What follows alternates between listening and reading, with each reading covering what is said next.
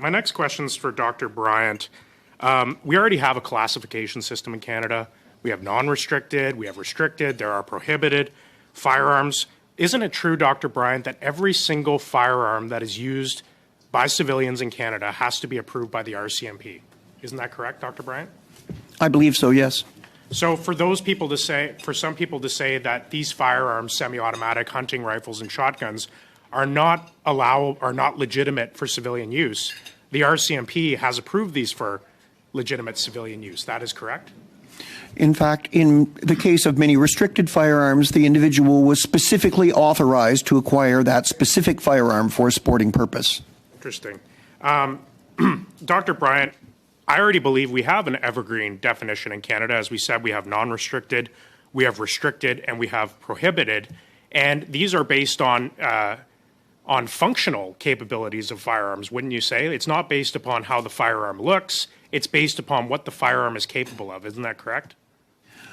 There is certainly an element of that, although I think there are a great many logical inconsistencies in the way that we have categorized, particularly the definition between, for example, restricted and prohibited firearms.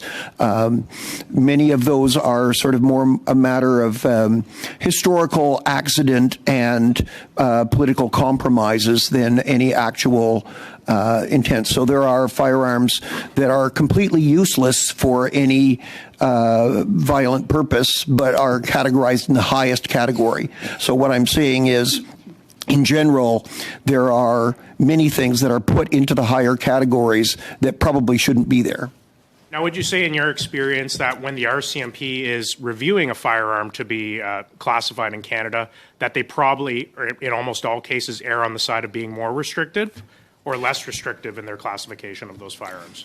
I would say overall much more restrictive. Okay. And when we're talking about the evergreen definition that the Liberals put forward in the amendments we're discussing today, semi-automatic center-fire rifles and shotguns that have the capability of accepting a magazine over 5 cartridges for the type that the gun was originally designed for. In your vast experience with firearms, this amendment would cover a wide variety of commonly used rifles, hunting rifles and shotguns. Isn't that correct? I believe so, yes. In fact, I have, to give one example, Model 1907 Winchester was designed in 1907, produced from 1907 on, had a 5-shot capacity, but later some magazines were made that did have higher capacities, and this gun, which was explicitly designed for medium game shooting like deer, well over 100 years ago, could well be covered. Do you think, as some people have said, that concerns about these Liberal amendments and their impact on hunting rifles and shotguns was an act of blatant disinformation? Like, was that disinformation to say that these amendments would ban legitimately used hunting rifles and shotguns?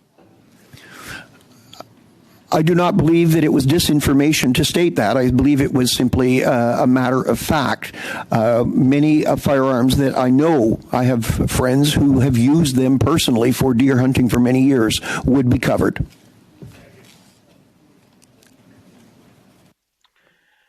Thank you, Mr. Lloyd.